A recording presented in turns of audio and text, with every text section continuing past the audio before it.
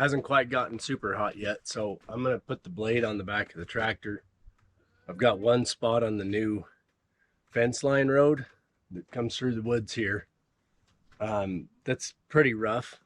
I had to make some cuts in that road from the fence line back to the solar panels and connect up a few things. So when I made those connections with the excavator, it leaves it a little bit rougher if you're trying to maneuver. So now the tractor's back in order, I'm going to take the blade and go down and just back blade it so that it flattens out and smooths out a little bit, be a little bit more flat and smoother.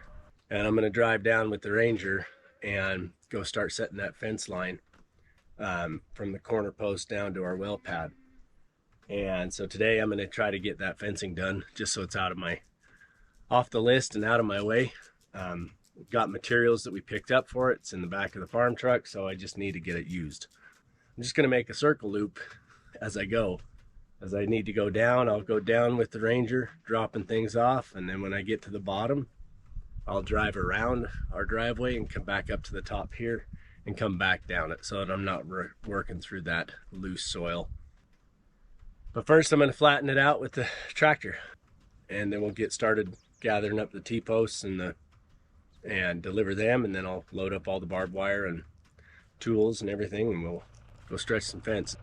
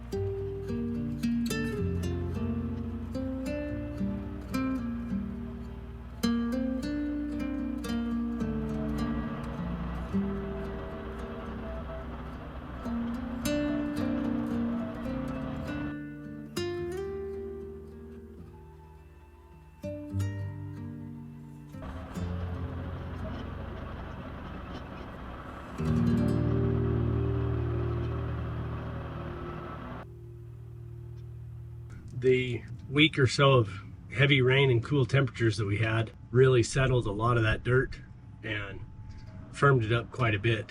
So as I bladed it, I had a pretty good base. When I came back through there the week or so after originally cutting it, that dirt was so loose and dry that it was, gosh, just stepping through it, you'd step and sink about 4 or 5 inches, meaning like with the Ranger or any other piece of equipment, the top 10 inches or so was just loose and soft. If I'd have tried to blade it then, I'd have pulled all the dirt off the hill. There wouldn't have been any dirt left on the surface. It would have been cut down hard and had all kinds of dirt to move. So it bladed off really nicely. I had decent traction. There's a base to it. It settled enough for all of that. So it worked out good. Now that's done. I think I'm going to go ahead and load the T-posts on the back here, and I'll take them down and just drop them off about every 12 feet for our spacing and just get them distributed down there on the hillside. And once I have them all laid out approximately where they're going to go, I'm not worried about measuring it right now, but I'll make my way to the bottom and then delivering the T-post. Once I have everything delivered, then I'll come back up here and I'll load the barbed wire, the fencing clips, and all the tools and staples and everything like that that I need for pulling the barbed wire. I'll load all that up and then we'll make our way back down. I'm not going to pull it all in just one pull and tighten it out. There's just enough transitions.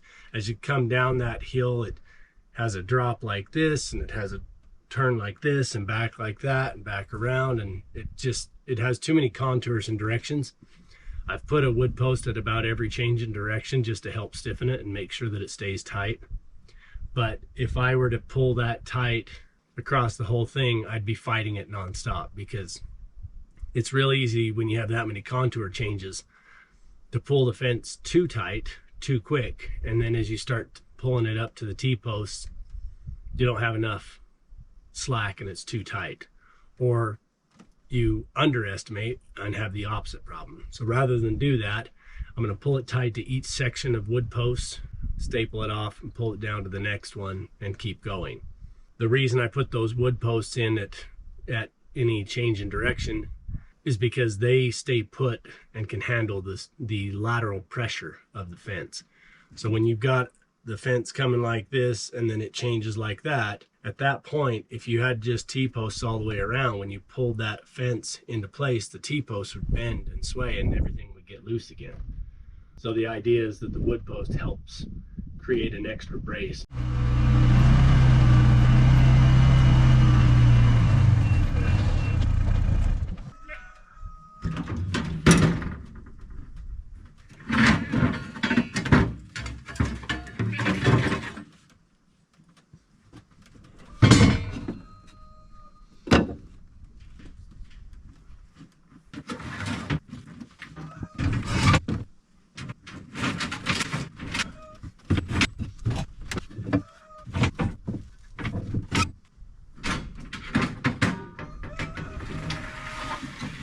Well, you really want to be heard today, don't you? Even though Ragnar's over here trying to be noisy, reminding the ladies that he's the herd boss and herd sire. That's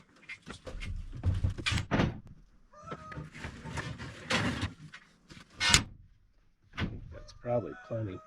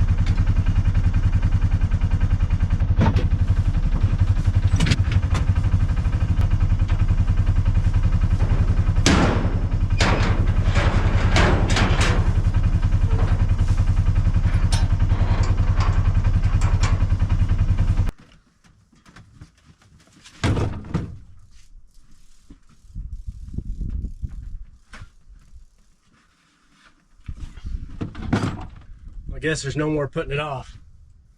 Time to get everything loaded in and get started stretching and pounding.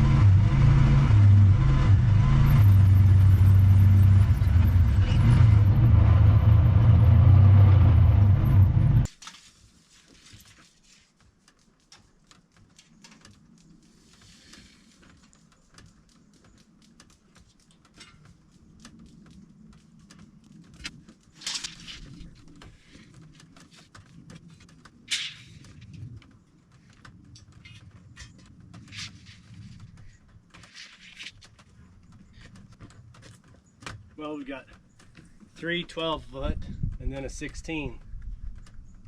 So I'm just gonna bump each of them to 13 and we'll end up at the same spot.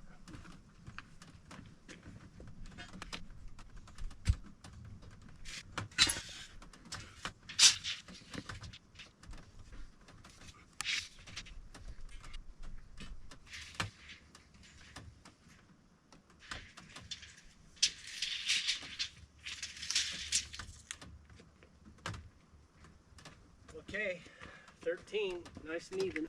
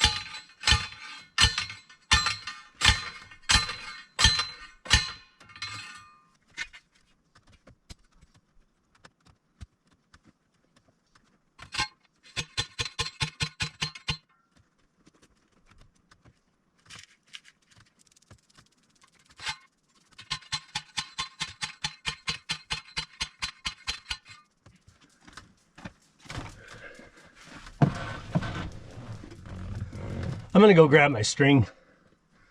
Since I'm by myself, it's a lot of back and forth trying to line the posts. So rather than do that, I'm gonna go get my survey string and I'll pull it from post to post. That way, just make it much faster.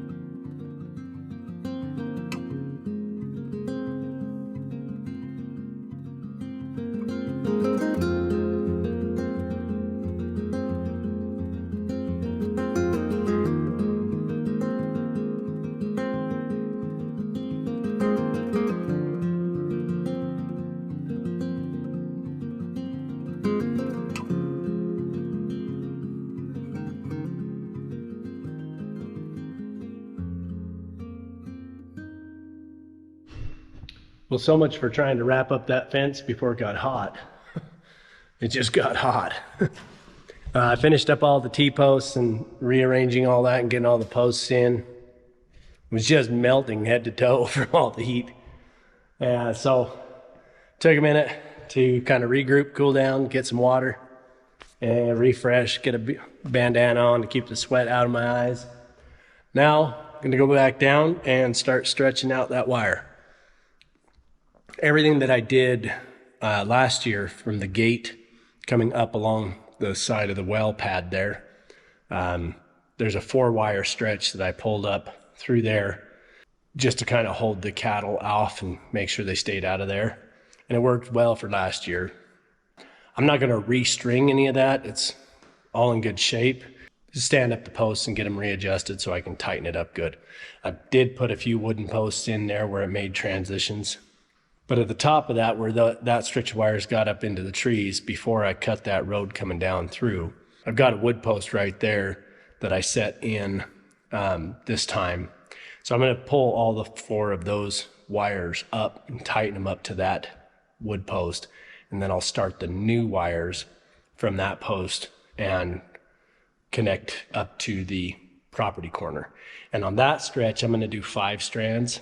The reason is because if the cows come through the neighbor's little deterrent fence, he's got a 2-strand fence that is a pretty good deterrent as long as it stays intact. But it's not hard for them to push that over if they want to come through. If they step through that, then they can walk right up on nice, easy ground right up to my place. So if I put a 5-strand barrier in there, that'll keep them from coming up any higher. What I'd really love to have is have all of my fences be the type of fence that if a 2,000-pound cow comes up along to my fence and sees that the options it has is to go through my fence or to work its way down the steep slope, I want it to choose the steep slope as the better alternative. I'm going to start down at the well pad gate and pull that 4-strand wire back up into place and start stretching it around those corners and up to the end terminating point. And then I'll start the new wire from the property corner up on the hill and start stretching that down to meet that tie-off point. I've recouped, cooled down, got refreshed and some water in me and some more ice water ready to go. So now we're gonna hit back out there and see if we can wrap up this fence today. I think my partner in crime is probably gonna join me here in the next hour or so.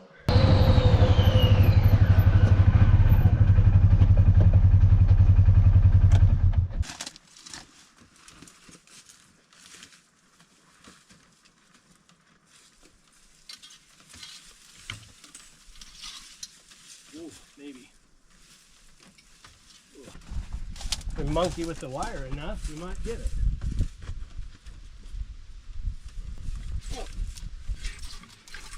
Hey.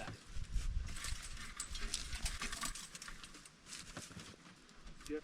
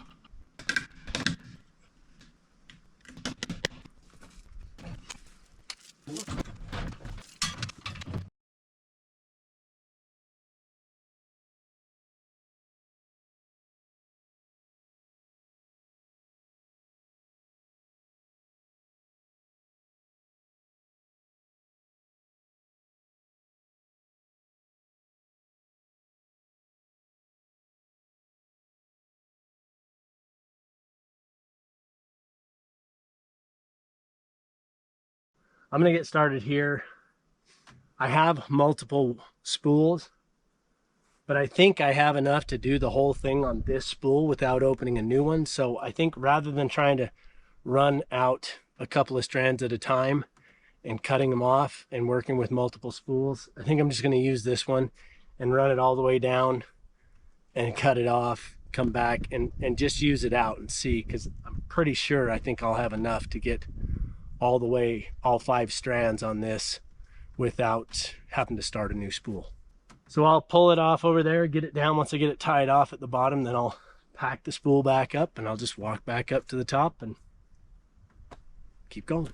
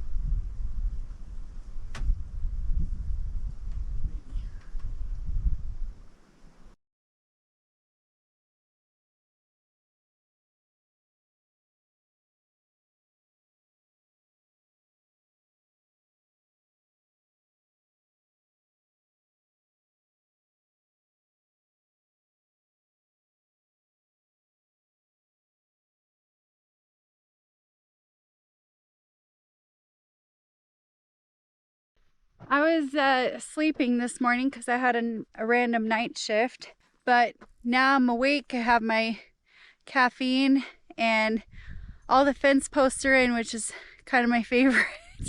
So I'm gonna go ahead and help tie the barbed wire so I'm gonna get to work. But right now it's 5:15, so yeah, it took a minute. I woke up and I did some mom duties. I hope it's a lot easier to tie than the net fencing. Net fencing isn't typically my favorite one to tie, but I'll do it anyway. But he says this goes a lot faster, so we're gonna get right to it.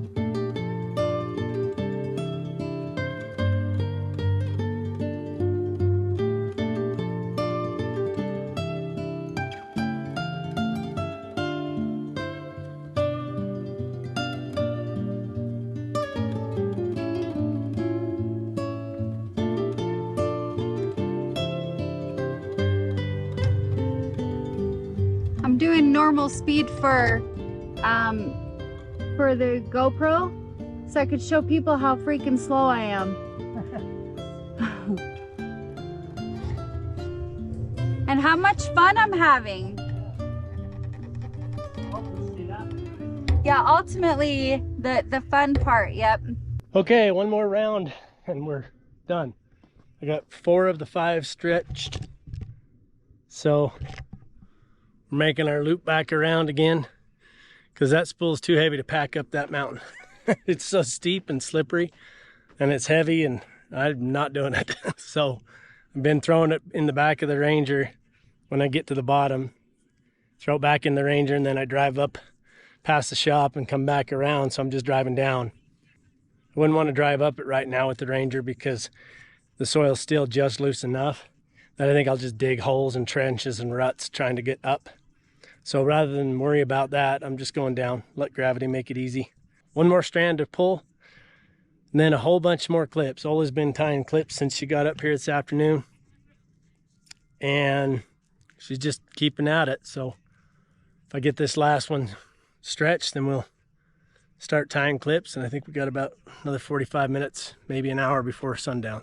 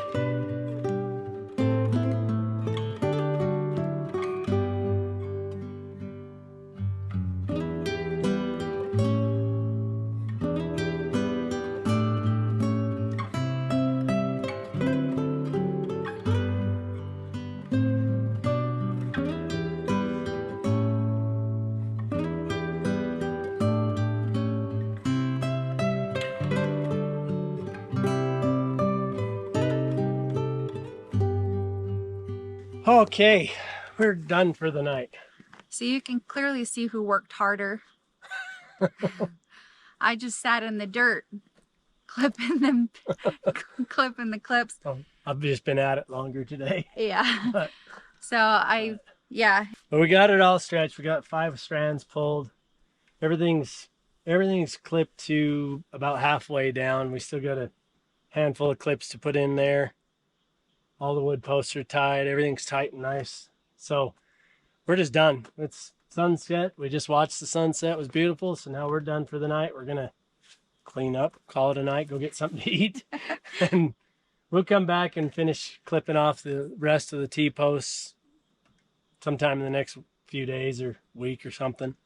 And then we're going to put stays on these little twisty, I've always heard them called dancers, but they had to look them up the other day in case we needed some more, and they call them stays. So, but they just twist down and keep the gap even on the barbs. So we're going to do that in between. We'll probably put, I think we'll probably put 2 because we've got a bunch. We've got like 6 packs of them. So we'll probably put 2 in between. And I want the cows to see this fence and turn the heck around. If they come get anywhere near it, I want them to see it and go, I think I'll take my chances in the woods rather than coming out through that fence.